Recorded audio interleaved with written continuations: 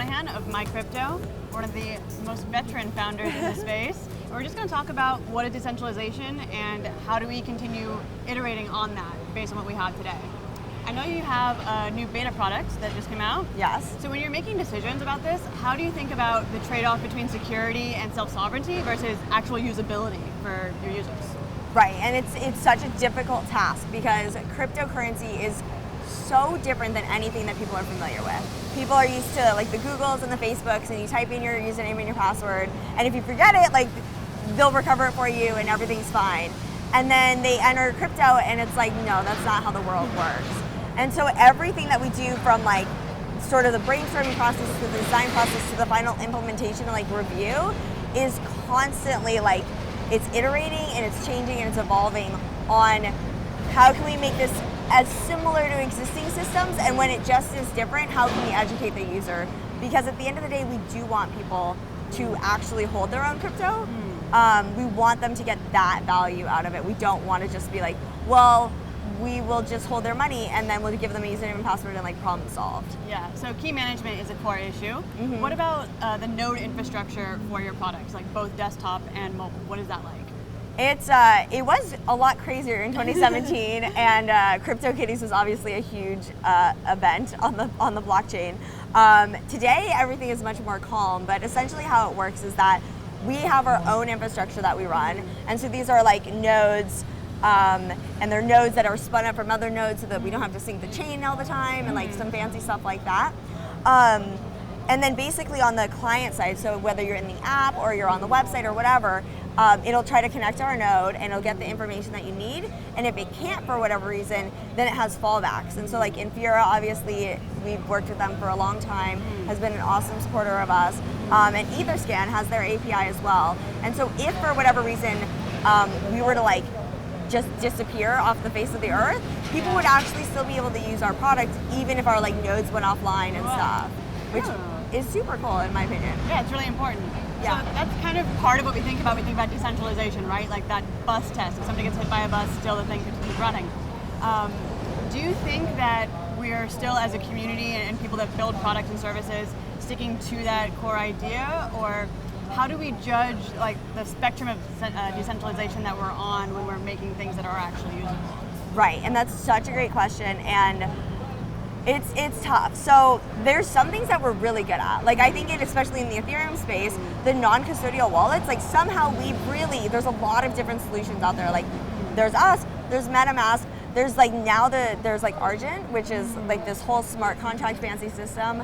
You know, so you have this whole diverse system, which is, they're all non-custodial. So that's really nice because that's really decentralized and it puts the user in control. Obviously, Infura has been so reliable for so long that we've sort of fallen into the trap of, well, Infura will always be there. And if you know any dApp, like new dApp that pops up, like they just by default it's Infura. I think that both Infura is very aware of this, and I think that they're taking active measures to sort of hopefully spread the power out a little bit. I don't think even they want that much responsibility. And I think that that's one of the things that impresses me most about the Infura team, and like one lesson that I think a lot of people could take is like that self-awareness, right? And not being so hyper-focused on sort of the bottom line or like building the moat, building these trenches, like how do I collect everything and keep it all for myself? Like what's best for the ecosystem, and how do we make sure that the ecosystem as a whole thrives? Obviously having one provider isn't going to make it thrive, so even they are aware of that and then taking steps, and I think that's amazing. Where do you think we are right now in terms of the evolution of the philosophy that brought us cryptocurrency? It's like a moving target, right? Like I guess people in general, like we always move goalposts, right? Like if you achieve a goal, if you like do something great, you're like, that's cool, but then you're like, what's next, right? And the same sort of thing happens with any innovation, and we're seeing it especially in crypto right now, where we're constantly sort of pushing the boundaries, but then we're also constantly like making compromises, maybe making sacrifices to make something more usable, but maybe then it's less secure, make something more user-friendly or like look better, just like literally like look nice. Like that's a concept, right? Who knew? But what are we compromising? What are we sacrificing? And I'm hoping that conversation, like what is decentralization, what is valuable, what do we want this space to be, continues to sort of be a conversation that we have, because as we evolve and as the products evolve and as new people come into the space, we want to just make sure that we're honest about where we're at, and we're honest about where we want to be, so that we don't sort of like make the goalposts like hop all over the place and we have no plan whatsoever. So think about that for a minute. Like, where do we want to be? People all the time compare crypto to the internet, right? Yes. And in the early days, the internet was like very ad hoc, and everyone thought it was going to bring enlightenment to us all. And then it became very institutionalized and, in some ways, facilitated by certain corporate structures. Yeah. So if we imagine that mainstream adoption will, in some cases, involve a very similar institutionalization, what is it that we want to continue to protect in order to keep it accessible, even as we know mainstreaming in some ways will involve a death by 1,000 cuts to maybe some of our more radical ideas? Exactly. You've like hit the nail on the head. And like this is the conversation that we need to be having, because the reality is that like history it's not going to repeat itself exactly. So there's so many similarities to the early like web and like right before Netscape and then moving forward, and you can see the evolution go from like a bunch of hackers just like we're gonna change the world, we're gonna enlighten everyone, the data is gonna be free and accessible to all, and then like fast forward and you're like, oh no, Facebook and Google rule the world and control everything and know everything about you. And the other interesting thing is like as much as they were sort of fighting against the government and like the centralization and the oversight, the internet actually ended up empowering them, like the governments, more, right? Like the surveillance and everything that's come to light in the past decade.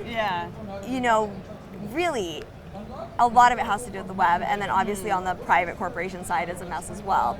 So with crypto, how do we avoid that, right? How do we not go down that path? I think the easiest answer is like, we just never have mainstream adoption. That's fair. Maybe not every single use case needs decentralization. Right, and so that's the thing is like, if you don't ever reach this like sort of the tipping point, right, where it's just everywhere and this is how the world works, then you can keep your core values sort of ingrained in the community, in the ecosystem that exists. And that ecosystem can grow, it just can't reach that tipping point. I would say most people want that though, right? They want mass adoption. So that's the hard question, is then how do you basically bring the world to you without having them overrun you? I don't have an answer. So if we think about maybe things that could be preventative measures, although certainly not a panacea for this conundrum, maybe the first thing that comes to mind for me is education. And maybe protecting an ability to interact with nodes and manage keys. Is there anything else that for you comes to mind of like, okay, not perfect, but these are some core things that we can do to make it accessible, even if it becomes in some ways institutionalized? Right, so the things that I actually look at, and maybe it's my background or whatever, but a lot of times in this space, we're so focused on the technology, right? And we kind of point at the technology and we're like, that technology is going to save the world. But the reality is like the technology is just a tool. And the tool is used by people for people, and hopefully it's going to make the world better.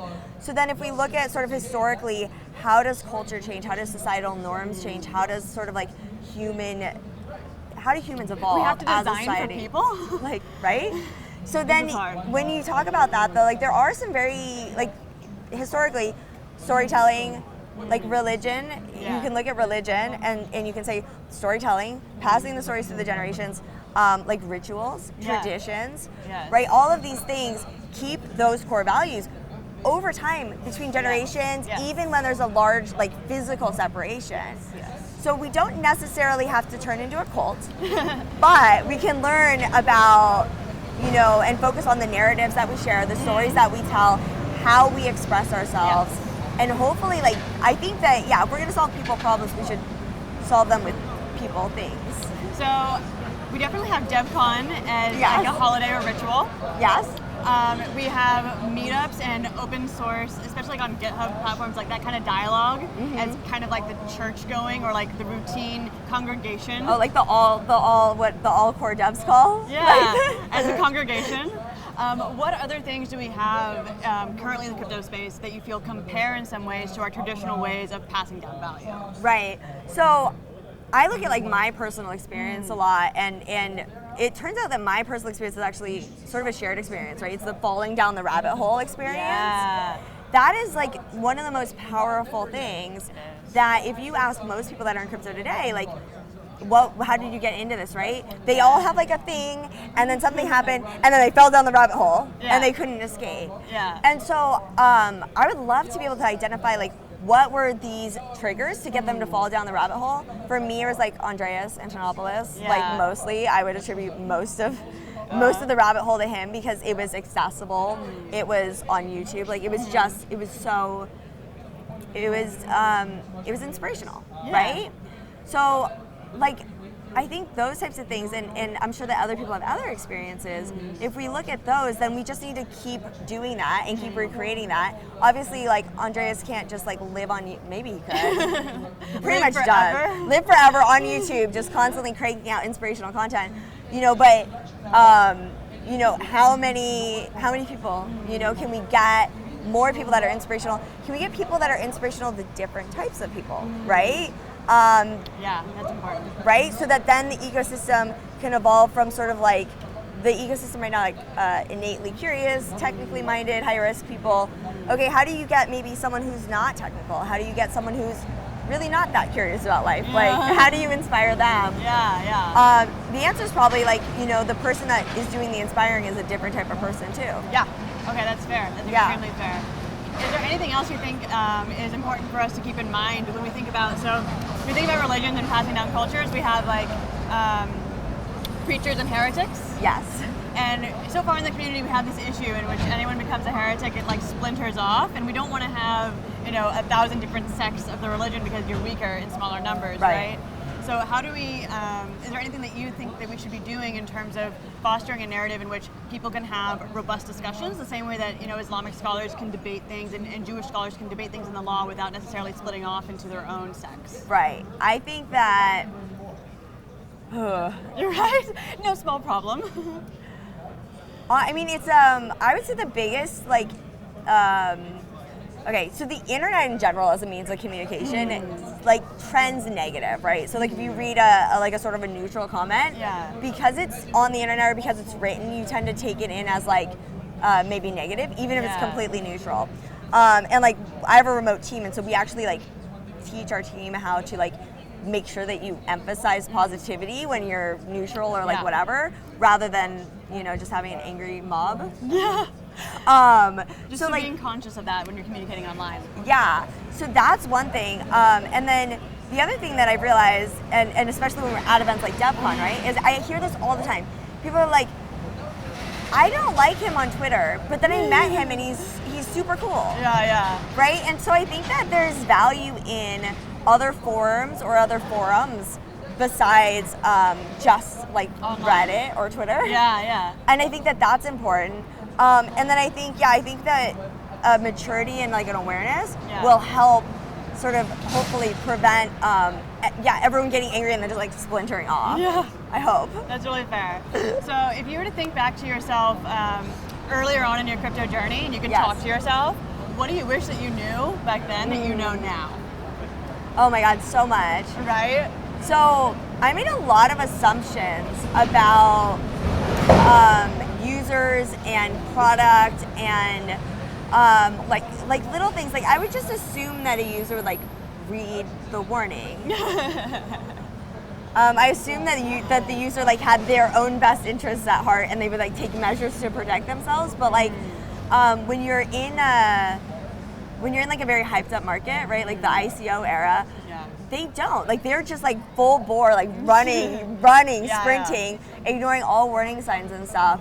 And this is obviously it's a very tangible, small example, but it's wider as well. Like we make so many assumptions day to day, whether it's with our products or our teams or the people we interact with. And I wish I could just go back and be like, you should question your assumptions more. Like, why are you assuming that? Is that a valid assumption? And if it's wrong, if it turns out to be wrong, like, what's gonna happen? I think our product would be better, but I also think like my general mental health would be better. Yeah, that is fair. And mental health is a really important thing in this space because we really, it becomes your whole life. It becomes your social circle, it becomes your work. Yep, it does. And for some reason, I feel like this space tends to attract people that are not. They're passionate. They're so passionate. And I think maybe it's like the risk tolerance, like it's a combination of traits. Mental health is a huge issue in this industry. Yeah. It is right now. It just is. I don't know. I think we should talk about this shit more. Yeah. So, in general, is there anything else you think you wanted to wrap us up with in terms of what you've noticed at DevCon, or what it is that you think about the future of Ethereum in particular as we enter this next stage of Ethereum 2.0 and scaling? Yeah, this is the thing. Like, I think there's a lot of sort of negativity or like skepticism around like ETH 2.0 and the path that we're on. Yeah. It's obviously it's an easy target, right? There's a lot of things in this space in general that are an easy target, but the things that I'm most like sort of interested in talking about and interested in hopefully encouraging like a healthy discourse about are not necessarily like just attacking or just like throwing shade at people, but like where are we? Where do we want to be? How are we going to get there? And then how can we help each other? Yeah. Like I want to have conversations in the context of like, okay, this is a negative conversation. This is like a pessimistic, this is not a happy like kumbaya circle. But that doesn't mean that we hate each other. It just means that like we all want the best, and sometimes that means having difficult discussions. I think you're making a really interesting point here about not assuming malice when you engage in a conversation, that you're actually having that conversation because you both care about Ethereum. Yeah, and you know, on one end, just like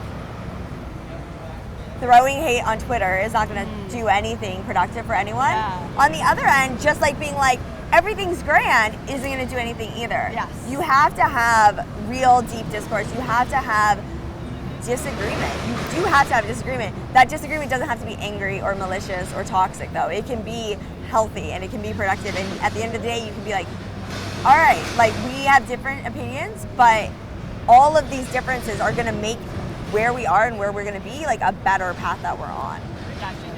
So I hear from you really that tough love is actually something that's a sign of passion. Yes. And something that we can foster as long as it's with civility. Yes. Awesome. Absolutely. Thank you for summarizing me. That was. Thank you so much for joining me today. Thank you. This was amazing. Awesome. And I hope you guys tune in for more. And we're still here at DevCon in Japan.